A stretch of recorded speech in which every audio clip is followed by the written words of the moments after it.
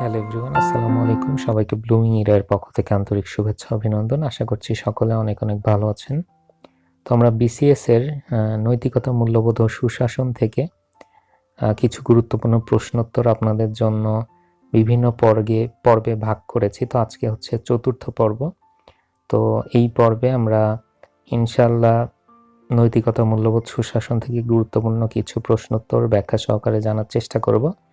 তো আজকে আমরা চেষ্টা করব এই পর্বে আমরা এই টপিকটি শেষ করে দেওয়ার, কেননা ইতোমধ্যে আমাদের 3টি পর্ব শেষ হয়েছে এবং আজকে আশা করছি চতুর্থ এবং শেষ পর্বের মাধ্যমে আপনাদের জন্য যারা বিসিএস পরীক্ষার্থী নৈতিকতা, মূল্যবোধ, সুশাসন, যেখান থেকে বিসিএস এর এমসিকিউতে 10টি এমসিকিউ আসে এবং ইনশাল্লাহ এই 4টি পর্ব থেকে আপনারা 7 থেকে 8টি প্রশ্ন কমন পেয়ে যাবেন। তো চলুন আজকের পর্বের প্রথম প্রশ্নটি শুরু করা যাক। ই গভর্নেন্স ও সুশাসনের সম্পর্ক কিরূপ? এটি হচ্ছে নিবিড় সম্পর্ক। বর্তমান বিশ্বের সবচেয়ে ভালো শাসন ব্যবস্থা হিসেবে স্বীকৃতি পেয়েছে কোনটি?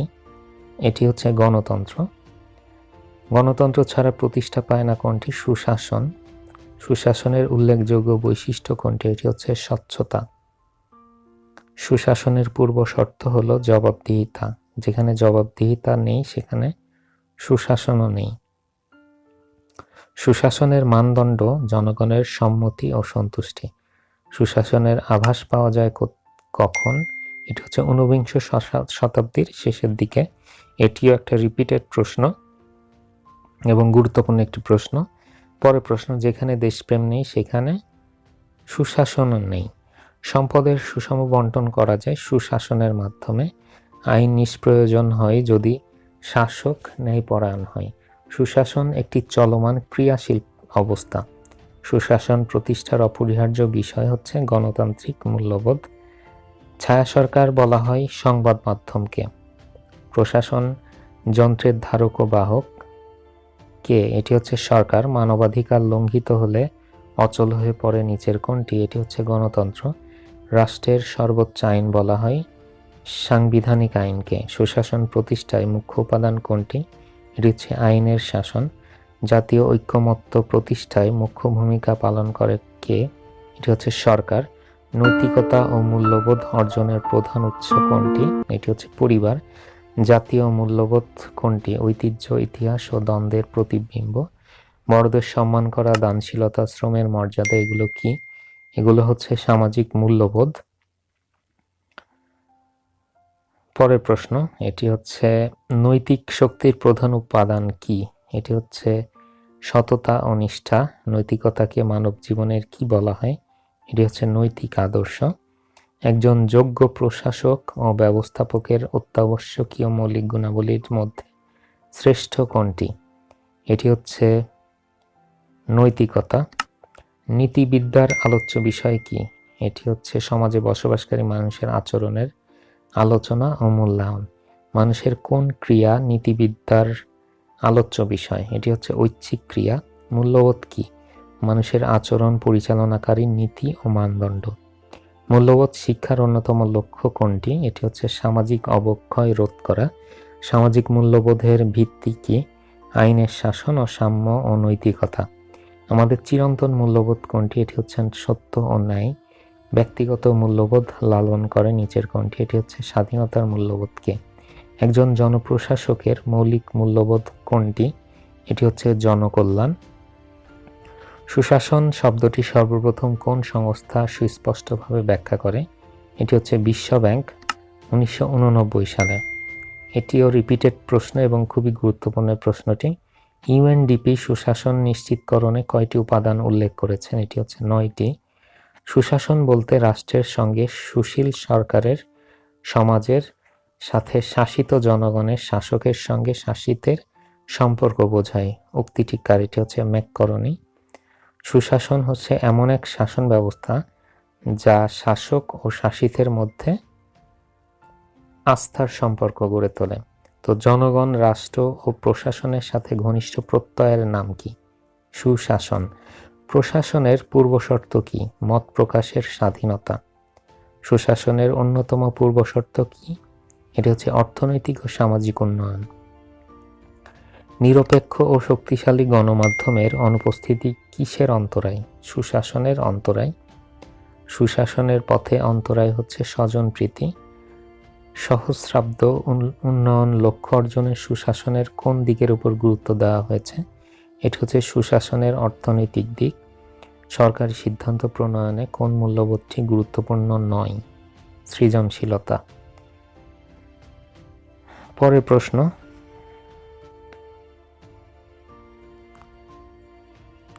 এইটা হচ্ছে এইচএসসি পৌরনীতি ও সুশাসন প্রথম পত্র, প্রথম অধ্যায় পৌরনীতি ও সুশাসনের পরিচিতি।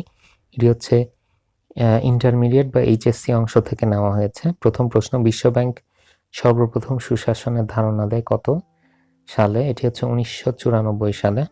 সার্বিক উন্নয়নের লক্ষ্যে একটি দেশের সামাজিক এবং অর্থনৈতিক সম্পদের ব্যবস্থাপনার জন্য ক্ষমতা প্রয়োগের পদ্ধতি হলো গভর্নেন্স। এটি হচ্ছে বিশ্বব্যাংক।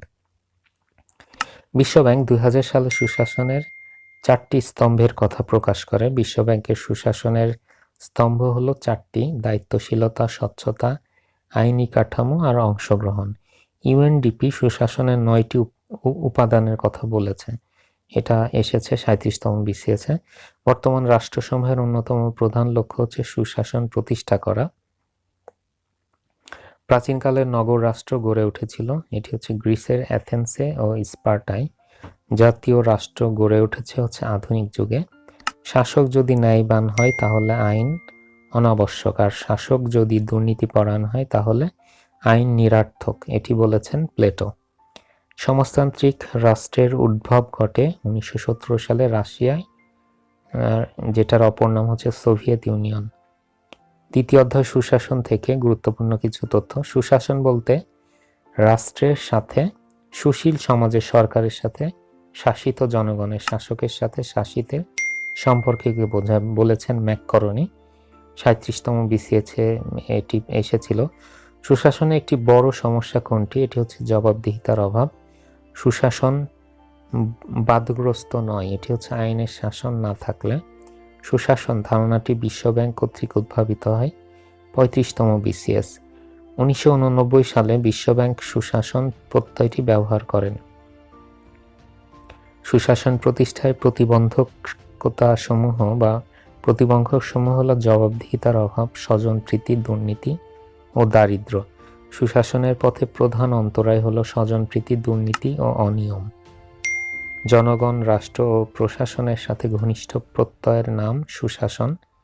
নৈতিক শক্তির প্রধান উপাদান হচ্ছে সততা ও নিষ্ঠা। তৃতীয় অধ্যায় থেকে মূল্যবোধ, আইন, স্বাধীনতা ও সাম্য। মানুষের আচরণ পরিচালনাকারী নীতি ও মানদণ্ডকে কি বলে? এটি হচ্ছে মূল্যবোধ। 35তম বিসিএসে এসেছিল। একজন জনপ্রশাসকের মৌলিক মূল্যবোধ কোনটি? এটি হচ্ছে জনকল্যাণ। মূল্যবোধ শিক্ষার অন্যতম লক্ষ্য হচ্ছে সামাজিক অবক্ষয় রোধ করা। সামাজিক মূল্যবোধের ভিত্তি কোনটি? এটি হচ্ছে আইনের শাসন, সাম্য ও নৈতিকতা। সভ্য সমাজের মানদণ্ড কোনটি? এটি হচ্ছে আইনের শাসন। নৈতিক শক্তির প্রধান উপাদান সততা ও নিষ্ঠা। অর্থনৈতিক স্বাধীনতা বলতে কোনটি বোঝায়? অভাব হতে মুক্তি। স্বাধীনতার রক্ষা কবচ হচ্ছে গণতন্ত্র। গ্রেট ব্রিটেনের আইন কোনটি? প্রথা নির্ভর আইন। আইনের দৃষ্টিতে সবাই সমান কথাটা বলেছেন অধ্যাপক ডাইসি। লিবার্টি শব্দের বাংলা অর্থ হচ্ছে স্বাধীনতা। চতুর্থ অধ্যায় ই গভর্নেন্স ও সুশাসন থেকে ইলেকট্রনিক গভর্নেন্সের মূল লক্ষ্য হলো সুশাসন প্রতিষ্ঠা। ই গভর্নেন্স সর্বত্র চালু হলে স্বচ্ছতা ও জবাবদিহিতা নিশ্চিত হবে। সুশাসন শব্দটির ইংরেজি প্রতিশব্দ হচ্ছে গুড গভর্নেন্স। ই গভর্নেন্স বলতে বোঝায় ইলেকট্রনিক গভর্নেন্স। ই গভর্নেন্সের কার্যক্রম বিভক্ত হয় 4 ভাগে। পঞ্চম অধ্যায় নাগরিক অধিকার, কর্তব্য এবং মানবাধিকার থেকে বিশ্ব মানবাধিকার দিবস, এটি হচ্ছে 10 ডিসেম্বর। মানবাধিকার ঘোষিত হয়েছে জাতিসংঘের সাধারণ পরিষদে 1948 সালের 10 ডিসেম্বর। মৌলিক অধিকারের রক্ষা কবচ হচ্ছে সংবিধান। সকল অধিকারের উৎস হচ্ছে রাষ্ট্র। মানবাধিকার নিশ্চিত করার জন্য দরকার গণতন্ত্র। নাগরিকের প্রধান কর্তব্য হচ্ছে রাষ্ট্রের প্রতি আনুগত্য প্রকাশ করা। ভোটদান ও নির্বাচনে প্রার্থী হওয়ার অধিকার হলো রাজনৈতিক অধিকার। খ্যাতি লাভের অধিকার হচ্ছে সামাজিক অধিকার। এবং সপ্তম অধ্যায় থেকে সরকার কাঠামো থেকে কিছু গুরুত্বপূর্ণ প্রশ্নোত্তর। সরকারের বিভাগ তিনটি: আইন বিভাগ, শাসন বিভাগ এবং বিচার বিভাগ। সংবিধানের অভিভাবক বিচার বিভাগ। আইনকে বাস্তবে প্রয়োগ করা, এটি হচ্ছে শাসন বিভাগের কাজ। আইনসভার প্রথম কক্ষকে বলা হয় নিম্ন কক্ষ, দ্বিতীয় কক্ষকে বলা হয় উচ্চ কক্ষ। বাজেট পাস বা অনুমোদন করে হচ্ছে আইন বিভাগ। যুক্তরাষ্ট্রের আইনসভার নাম হচ্ছে কংগ্রেস। যুক্তরাষ্ট্রের আইনসভার নিম্ন কক্ষের নাম হচ্ছে কমন্স সভা। আমেরিকার আইনসভার উচ্চ কক্ষের নাম হচ্ছে সিনেট, নিম্ন কক্ষ হচ্ছে প্রতিনিধি সভা। বাংলাদেশের আইনসভা এক কক্ষ বিশিষ্ট। অধ্যাদেশ জারি করতে পারেন হচ্ছে শাসন বিভাগ। বেনিটো মুসোলিনি একনায়ক ছিলেন ইতালির। ধর্মতান্ত্রিক সরকার ব্যবস্থায় সার্বভৌমত্বের মালিক হচ্ছে আল্লাহ বা সৃষ্টিকর্তা। ধর্মতান্ত্রিক সরকার ব্যবস্থা প্রচলিত রয়েছে ইরান ও ভ্যাটিকান সিটিতে। পরের প্রশ্ন, ক্ষমতা স্বতন্ত্রীকরণ নীতির প্রবক্তা হচ্ছে মন্টেস্কু, তিনি ফ্রান্সের অধিকারী। গঠনগত দিক থেকে আইনসভা বিভক্ত হচ্ছে দুই ভাগে। দুষ্টের দমন ও শিষ্টের পালন করা, এটি হচ্ছে বিচার বিভাগের কাজ। গণতন্ত্রের মূল মন্ত্র, এটি হচ্ছে সাম্য, স্বাধীনতা ও ভ্রাতৃত্ব। ফয়েডাস শব্দের অর্থ হচ্ছে সন্ধি বা মিলন। বাংলাদেশ রাষ্ট্রটি হচ্ছে গণতান্ত্রিক। আব্রাহাম লিঙ্কন প্রেসিডেন্ট ছিলেন যুক্তরাষ্ট্রের 16তম। এবং সর্বশেষ প্রশ্ন, কিউবার সরকার ব্যবস্থা হচ্ছে সমাজতান্ত্রিক। তো থ্যাংক ইউ সো মাচ যারা ধৈর্য সহকারে আমাদের এই 4টি পর্ব মনোযোগ সহকারে শুনেছেন বা দেখেছেন। আশা করছি যে নৈতিকতা, মূল্যবোধ এবং সুশাসন থেকে বিসিএসে